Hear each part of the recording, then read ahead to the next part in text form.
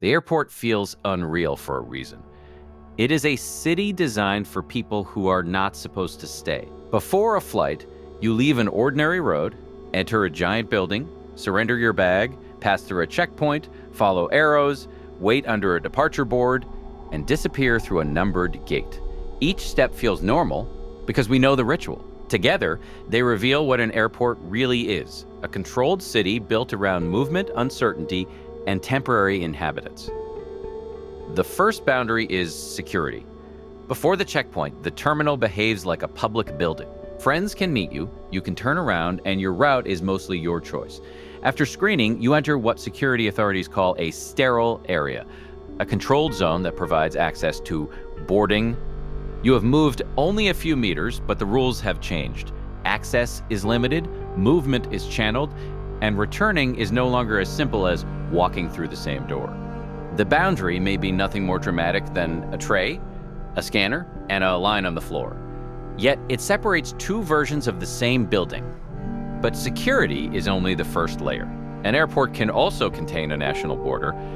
Most borders are imagined as lines at the edge of a country. Airports fold that line inward.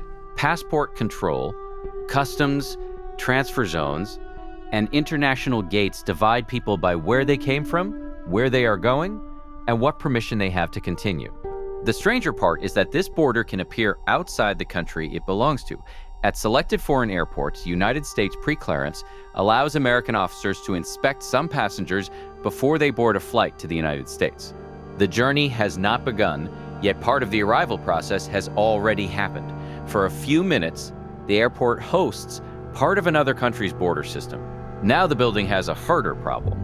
It must guide huge numbers of people through different routes without making the system feel impossible. That is why airport signs are not decoration.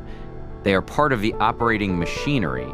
A traveler sees a simple arrow, gate, number, or color-coded direction. Behind that simplicity is a serious task. Move the right person toward the right checkpoint, terminal, or aircraft before time runs out. In a normal city, taking a different street may cost a few minutes. In an airport, the wrong corridor can mean missing a border check, entering the wrong terminal, or arriving after boarding closes. Airport guidance must reduce choices when travelers feel most uncertain. Official airport guidance treats wayfinding and passenger stress as connected problems. Good signs help people reach the correct place efficiently and with less confusion. That creates a strange sensation. You appear to make your own decisions, but the useful decisions have already been designed for you.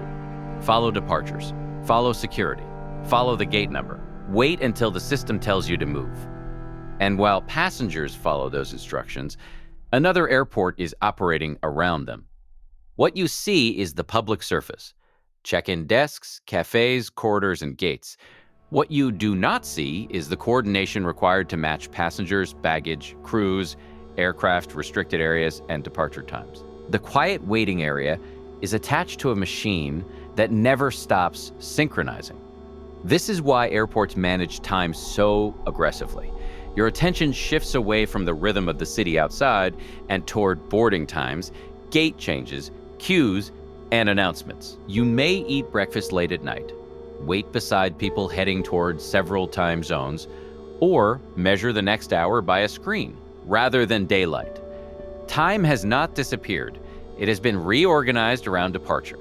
But here is the paradox. A system built to move people also makes them wait.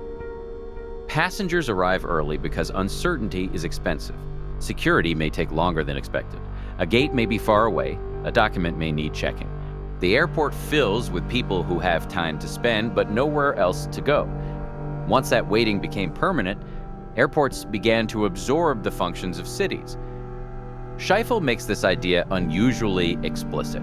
Its AirportCity concept describes the airport as a modern city with shops, restaurants, hotels, banks, conference facilities, and cultural offerings. Schiphol also became the first airport to open its own airport library. A library inside an airport sounds like a novelty, but it exposes the larger transformation. A terminal is no longer only a place to board a plane. It can be a temporary destination where people eat, work, sleep, meet, shop, and consume culture without leaving the airport system. The commercial layer matters, but it is not the whole explanation. Airports are often reduced to shopping traps with runways. That misses the deeper mechanism. Retail fills waiting time created by security, scheduling, and uncertainty. It sits inside a structure whose first priorities are controlled access and reliable movement. The scale is closer to a city than it appears. In 2087, commercial service airports in the United States were reported to support 12.8 million jobs across the wider economy. The number includes industries connected to the airport system, not only people working inside terminals. Yet an airport is still a very unusual city. A normal city is designed for residents who return home. An airport is designed for a population that constantly replaces itself. Researchers describe airports as liminal spaces, places between departure and arrival. You are no longer fully living in the place you left, but you have not entered the place you are traveling to. Your documents matter more than your address. Your next instruction matters more than your surroundings. Almost everyone is there for a different reason. Yet almost everyone follows the same rituals. This is why an airport can feel anonymous and intensely personal at the same time. Thousands of strangers share the same queues and corridors, while each person waits for a different reunion, deadline, holiday, or escape. The building turns all those private stories into one managed flow. And that leads to the real twist. Airports do not feel strange because they are chaotic. They feel strange because they are unusually controlled. Security creates internal boundaries. Border systems divide travelers by legal status. Signs reduce a complex building to a sequence of commands. Logistics coordinate what passengers cannot see. Shops, hotels, and services make waiting productive. Every layer transforms uncertainty into movement. An airport is not simply a building with planes attached, it is a temporary city, a border, a logistics machine, and a commercial interior occupying the same space. The outside world lets people stay, wander, and build routines.